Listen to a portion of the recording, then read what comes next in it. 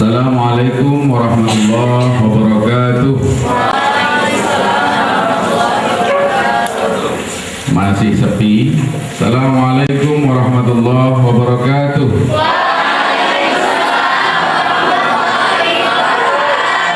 Nah, ini baru kelihatan berisi. Karena saya melihat ke depan penuh, cuman suaranya kok sepi.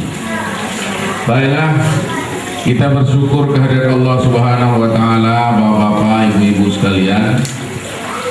Anak-anak, pada pagi hari menjelang siang ini kita bisa berkumpul bersama-sama untuk pertama kalinya dengan wali-wali santri, anak-anak kami khususnya yang hari ini menyelenggarakan haflatul iftitah.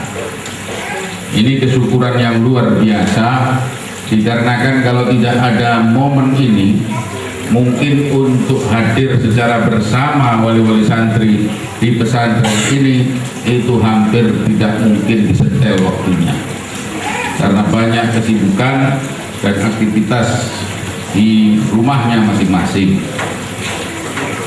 Salawat serta salam kepada junjungan Nabi besar Muhammad Sallallahu Alaihi Wasallam. Pondok Modern Baitus Salam lahir dari rahimnya Pondok Modern Gontor. Kalau ada kata-kata pondok modern di Indonesia ini, kiblatnya itu satu sebenarnya, yaitu Pondok Modern Gontor. Itu kalau aslinya memang cuma itu. Hanya saja kemudian banyak menggunakan istilah nama ini Pondok Modern. Tapi kiblatnya banyak yang tidak jelas, karena masing-masing kemudian hanya mengambil kata modern itu untuk digunakan sebagai bentuk lawan kata dari model pondok pesantren yang lain, yaitu pondok pesantren salafi.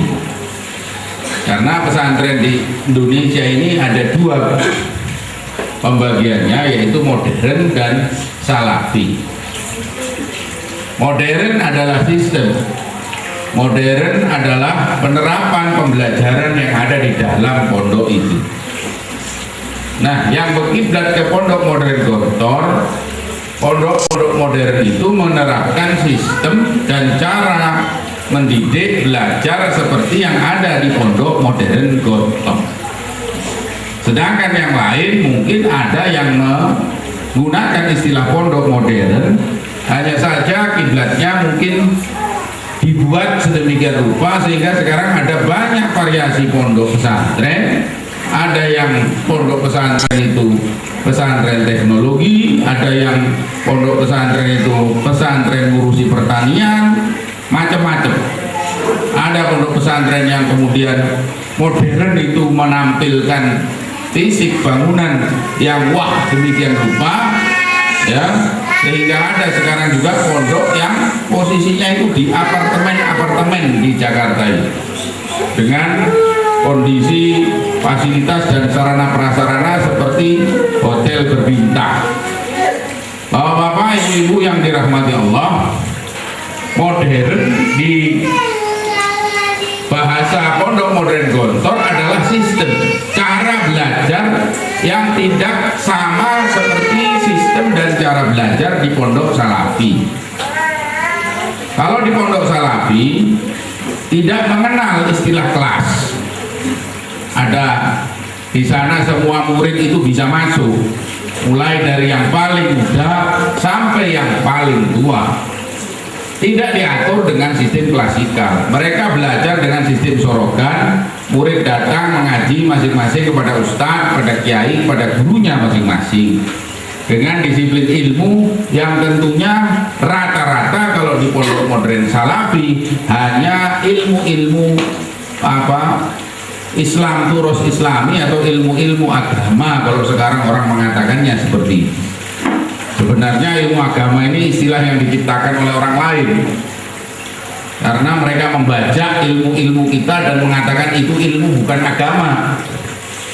Ya, kalau kita belajar sejarah, orang Eropa itu yang membawa lampunya adalah umat Islam.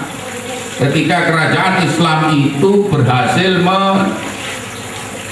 berdiri di Spanyol, Andalusia itu, dari situlah Eropa belajar banyak tentang ilmu pengetahuan.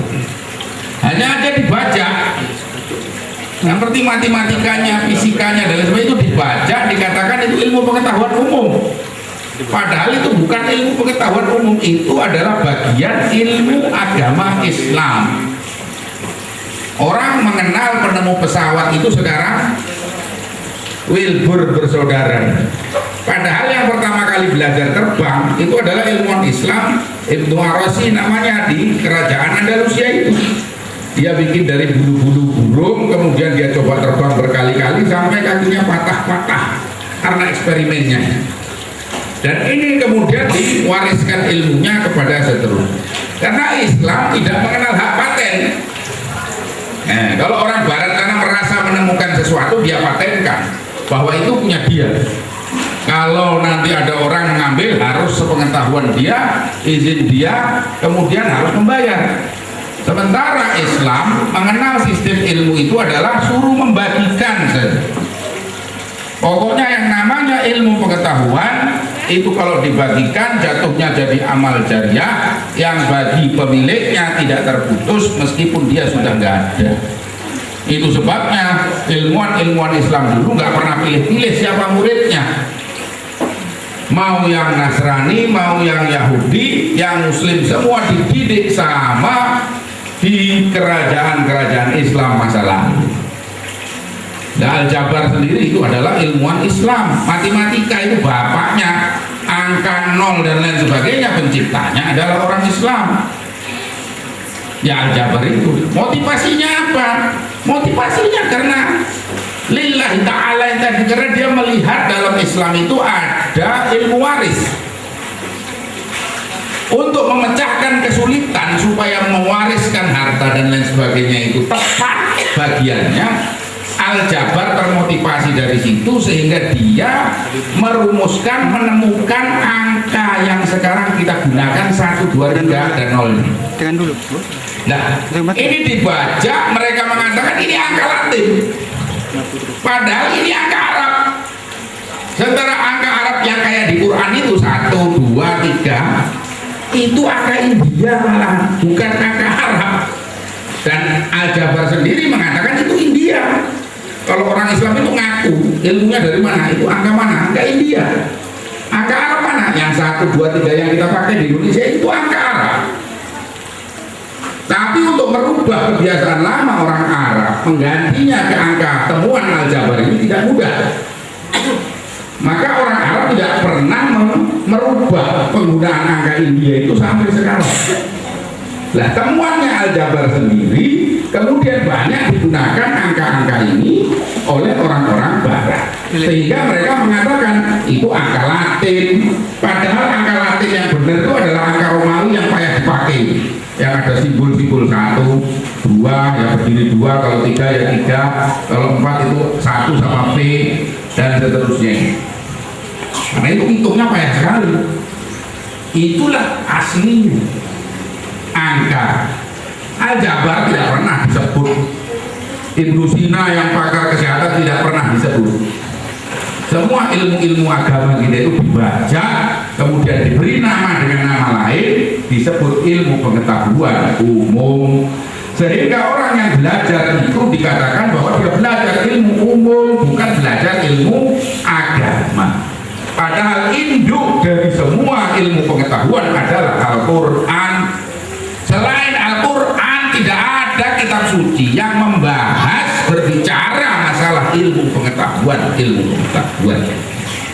Di sana ada antropologi, geografi, biologi dan lain sebagainya. Kitab suci agama lain itu ada yang terbukti keliru, malah ilmuannya yang dihukum mati. Kita mengenal dalam sejarah Galileo itu meyakini bahwa bumi ini bulat dan dia dihukum mati karena bertentangan dengan ayat dalam kitab suci Injil yang merupakan agama di tempat dia tinggal. Dia dipenjara dan disuruh merubah keyakinannya. Dia tidak mau, dikasih pilihan minum racun atau merubah keyakinannya, dia pilih minum racun karena ilmuwan tak pernah berkhianat sama ilmunya. Dia meyakini sedemikian rupa dan ternyata belakangan hari memang terbukti apa yang disebut dia yang benar. Karena Al-Quran sendiri konsepnya sudah seperti ini. Nah, disinilah kita berkewajiban mendidik anak-anak ini dengan cara yang benar. Ini zaman yang dimana kalau tidak melihat dengan pemahaman yang benar, kita tidak bisa membedakan mana yang benar-benar, mana yang benar-benar tidak benar. Soalnya memang lebih banyak mana yang benar-benar tidak benar ketimbang yang benar-benar benar. Di dalam kehidupan sehari-hari kita melihat proses pendidikan, di sini sudah banyak tipu-tipu, sudah banyak kebohongan, sudah banyak sulap menyulap, benar-benar tidak benar, tapi semuanya membenarkan ini, menerima ini sebagai realita, tidak mau berbuat apa-apa. Nah, dunia pesantren, khususnya kita yang pesantren modern yang bergerak di bawah sistem pendidikan Gontor ini, berperang selama ini di Indonesia supaya menerapkan pendidikan yang benar-benar benar. Dan musuh kita jadinya adalah orang-orang yang mengelola pendidikan di negara ini. Kita kesulitan untuk menerapkan pendidikan yang benar-benar benar itu, karena dipaksa mengikuti persamaan macam-macam. Dianggap pesantren kan bukan pendidikan formal. Sekarang sudah ada perjuangan dari teman-teman kita membuat persatuan ini. Alhamdulillah secara bertahap sekarang sudah ada keputusan menteri, pesantren sudah diakui yang Alang Gontor ini sebagai sub pendidikan di Indonesia, setara dengan aliyah sanawiyah. Hanya aja antriannya panjang.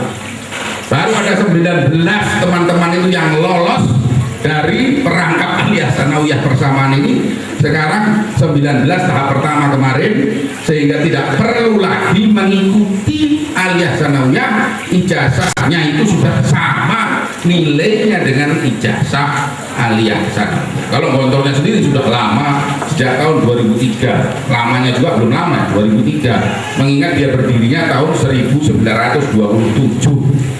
Berarti berapa tahun sama negara ini duluan merdeka, negara kan duluan berdiri Gontor dari negara ini merdeka, tapi ketika negara ini melihat Gontor baru diakui 1927.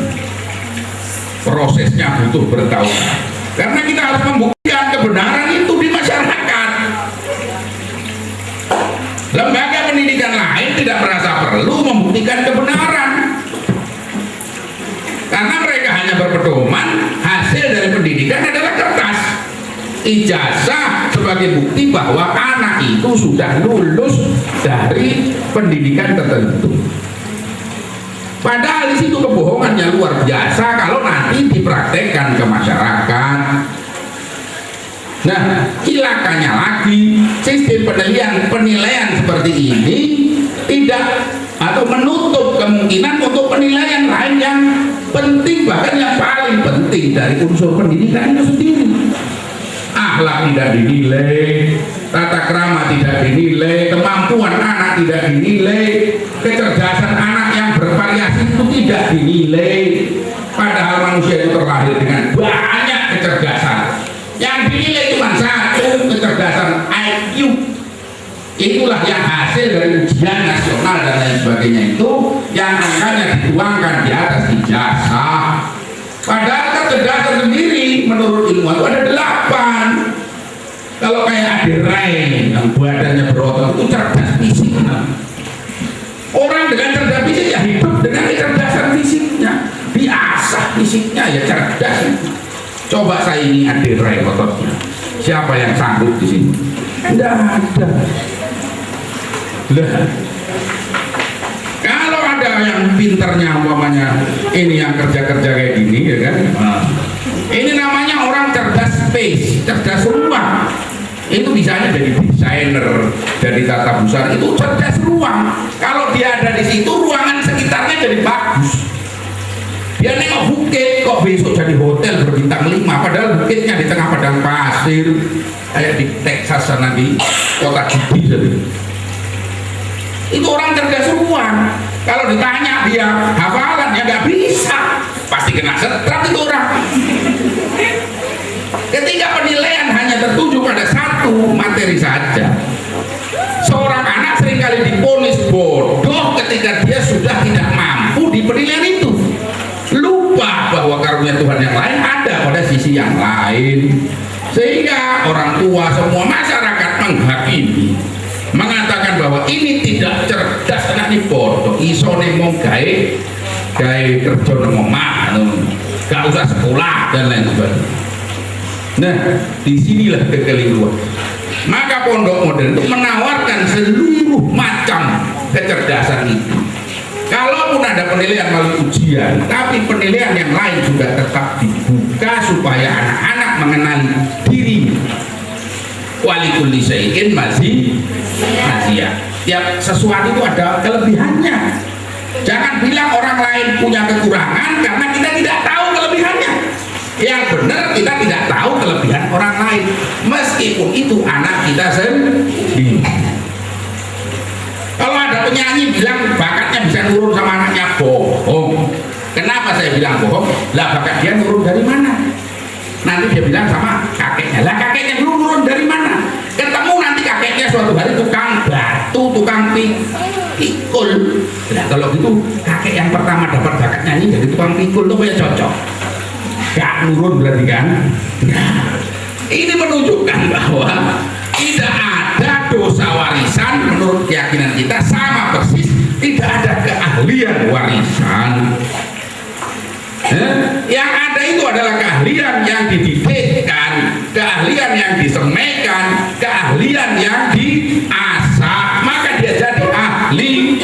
Kalaupun sebelumnya tidak ahli, sebelumnya nggak bisa apa-apa.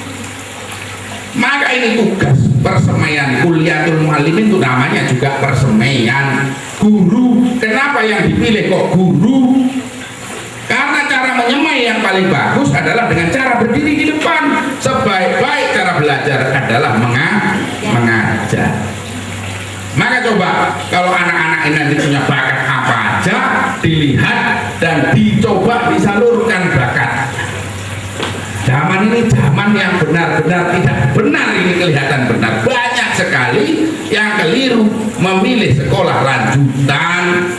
Ada yang modelnya tren-trenan saja. Dulu pernah masanya tren-trenan, semua perempuan maunya sekolah kesehatan, mau jadi perawat, mau jadi bidan, mau jadi ini segala macam. Padahal pikir-pikir dulu, apa semuanya mau buang, mau nyeboi orang sakit, ya? Apa semuanya mau bantu orang melahirkan? Oh dia nengok darah aja pingsan. Tapi karena trennya waktu itu begitu, maka wah semua pingin ke sana. Biayanya mahal, saat teman-teman lah pokok. Lembu kambing dijual, padahal sebetulnya bakat anaknya ngangon. Naturalnya udah ada kambing, nggak usah disekolahkan perawat, suruh ngangon aja. Kambingnya tambah banyak. Kenapa? Karena dipandang orang. Nah ini penyakitnya. Manusia itu mati bingung kalau mengikuti pandangan orang lain. Wong dia yang tahu dirinya sendiri. Tuhan Maha Kuasa meletakkan setiap permasalahan itu kuncinya pada manusianya, bukan sama orang lain. Jadi orang paling bodoh itu kalau nanya solusi masalahnya sama orang lain. Kalau yang dia tanya ilmunya oke, itu benar. Tapi kalau dia tanya cemana ya ngatasi masalah ini macam mana cara? Lalu dia sendiri yang buat, ya dia sendiri yang tahu. Kalau dia tanya ke orang lain, namanya itu curhat. Curhat itu tanda-tanda orang lembek, tanda-tanda orang yo gak mampu. Kalau mau curhat kemana? Ya ke langit. Urusan manusia itu digenggam sama di langit, bukan digenggam sesama manusia. Maka di sini ada yang mati-mati sing penting gengsi. Ya betul-betul mati gengsi. Macam mana tidak sarjana hukum narik becak. Heran sama tukang becak hukum, Pak. Dulu kuliah itu mana? Kok bisa sekarang jatuhnya narik becak? Dia bilang dulu nggak sengaja. Kawan yang ngajak. dia kuliah sarjana hukum. Pikirnya mau jadi kayak Ruhut Sitompul, padahal dia tumpul, nggak jadi Sitompul, malah pulang kampung nggak genah. Nah, ketika keahlian itu diyakininya padahal bukan itu kelebihannya. Nah, kan gawat. Maka dia berhalusinasi kalau saya katakan. Padahal ada bakat lain dia yang dia miliki, seharusnya itulah Allah meletakkan kelebihannya di sini. Bang, sekarang siapa berani bilang kalau kuliah yang bikin orang itu ahli? Enggak. Nah, oleh sebab itu kita kembali kepada konsep Islam. Anak-anak di acara pelepasan juga begini situasinya. Enggak ada coret-coret, gunting-gunting baju, jingkrak-jingkrak nggak jelas. Itu malah menunjukkan kegagalan pendidikannya, malah menunjukkan bodohnya. Lah tentang Tuhan kok terang-terangan. Apa yang sudah sekuat itu manusia ini sampai berani seperti itu. Tapi itulah nyatanya. Pendidikan yang di lain pihak pondok juga berhak memutuskan anak yang bersangkutan berhak mengabdi atau tidak. Kalau dilihat semasa-masa menerima 6 tahun itu dia memang tidak ke situ arahnya, nanti orang tuanya kita arahkan kemana dia mengabdinya, atau di masyarakat di rumahnya sana atau di mana, akan ada pengarahan lebih lanjut. Jadi kerjasama kita dalam mendidik anak-anak ini masih terus akan berlanjut, karena proyek pendidikan bagi kita adalah proyek akhirat. Kita tidak mau ya panas setahun dihapus hujan 1 hari. Yang sekarang ada di depan kita ini kita anggap belum ada lecetnya. Lah ini kalau keluar 1 hari dari sini dengan tujuan yang tidak jelas, itu saya juga sudah banyak ya alumni-alumni dari sini juga yang modelnya itu langsung balik ya, karena kurangnya kerjasama antara kita dengan pihak orang tua yang kemudian di rumah nanti bertanggung jawab untuk mengarahkan anak-anak ini kepada arah pendidikan yang lebih tinggi. Kalau dia memang mau melanjutkan kepada pendidikan yang sebesar-besar. Kepada bapak-bapak, ibu-ibu sekalian, dengan banyaknya kekurangan, banyaknya hal-hal yang mungkin nanti ditemukan di anak kita ini yang memang sangat-sangat mungkin mengecewakan. Ini sudah kemampuan yang maksimal guru-guru yang ada di sini dengan fasilitas yang ada di sini. Yang kami usahakan untuk ditanamkan adalah jiwa-jiwa manusia. Yang kami usaha untuk mengarahkan adalah pemahaman manusia. Kalaupun ilmunya sedikit, dia bisa mengembangkan. Kalau dia tahu dia bodoh, dia pasti terus belajar. Kalau dia tahu proses selesai adalah bahwa minal mahdi ilal lahdi itu, maka tamat tidak ada hitungannya dalam proses belajar. Semuanya untuk ibadah. Maka yang selanjutnya juga harus untuk ibadah, tidak untuk niat-niat yang lain. Kita harus mewaspadai kemusyrikan di dunia pendidikan. Kenapa saya katakan kok kemusyrikan? Karena ada orang meyakini kalau sekolah di jurusan tertentu dia akan hidupnya makmur sejahtera. Makanya semua mau kedokteran, mau jadi dokter. Jadi dokter itu boleh, nggak ada yang larang. Niatnya yang benar. Jangan jadi dokter niatnya nulis resep, nanti pasiennya dicekei satu-satu. Lah itu pasien nggak sembuh-sembuh, karena kalau dia nggak kaya pasiennya tetap sakit. Banyak yang meyakini seperti itu, sehingga dia beranggapan kuliah fakultas kedokteran sama dengan identik dengan kekayaan duniawi. Loh, orang yang benar itu malah mengabdinya tempat-tempat yang kering. Orang di satu tempat banyak air ngumpul di situ semua. Ini yang banyak kelihatan. Maka dokter banyak nyari kerjaan di tempat-tempat yang basah. Lah kalau yang niatnya benar, dia nggak peduli tempatnya. Basah ya dia syukuri, ketemu Papua ya dia sabari. Nggak minta pindah ke kota. Guru juga kan banyak yang seperti itu, guru banyak. Maka di kampung-kampung, apalagi di pulau-pulau pedalaman Indonesia, banyak yang nggak ada gurunya. dia ditaruh sana setahun minta mutasi ke kota, bayar berapa aja mau, yang penting pindah. Peduli enggak dia sama murid-muridnya lah. Padahal waktu ditinggal muridnya nggak ada gurunya. Maka saya salut sama teman saya yang dari pesantren Hidayatullah ini. Itu pesantren Surabaya kalau nggak salah, Kalimantan namanya. Itu mencetak, jadi dia memang mencetak kader-kader seperti itu, nanti dikirim ke Papua, kirim ke pedalaman-pedalaman itu, dibiayai penghidupannya. Itu pesantren dakwah. Dan sekarang banyak yang seperti ini di Indonesia, berkat campur tangan dermawan Saudi ya, dermawan Timur Tengah itu, sehingga ada pendidikan seperti pesantren-pesantren dakwah. Nah, yang jelas yang kita inginkan, apapun prosesnya adalah ibadah. Rezeki itu jaminannya dari Allah. Yang penting manusianya berusaha, bukan sekolah yang menjaga.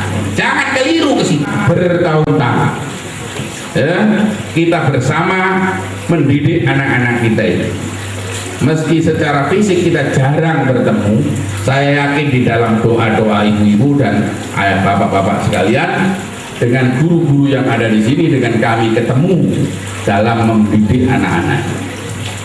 Selanjutnya tentunya kami akan menyerahkan kembali anak-anak kepada orang tuanya masing-masing.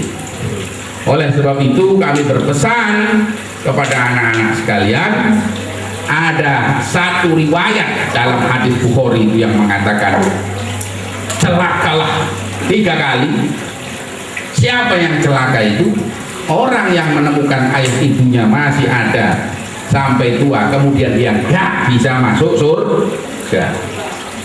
Jadi cara satu-satunya nanti hidupmu itu bagaimana, meskipun kau punya banyak kemauan, yang perlu kau cari pertama kali adalah ridho daripada orang tuamu masing-masing.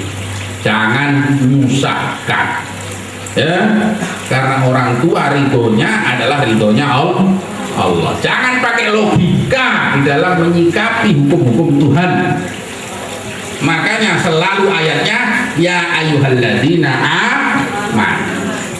Yang dipakai keimanan, dan keimanan letaknya bukan di sini tapi di sini. Maka ketika bicara berbakti kepada orang tua pakai ini, ya nggak nyambung sama sini. Kalau yang dipakai ini, yang di sini buruk. Orang tua bikin emosi, orang tua bikin marah, memancing rasa benci muncul dari sini.